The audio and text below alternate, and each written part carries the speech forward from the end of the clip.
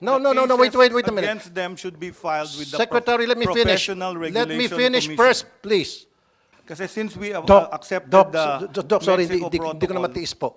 Marami na po akong natatanggap ng mga complaints from patients sa mga public hospitals na nasisigawan, napapagalitan, na nabubuli po ng mga doktor. Doc, please don't laugh. This is a serious matter.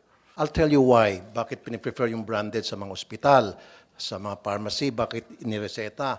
Kasi nga po, may tinatawag na junket. Alam niyo po yon.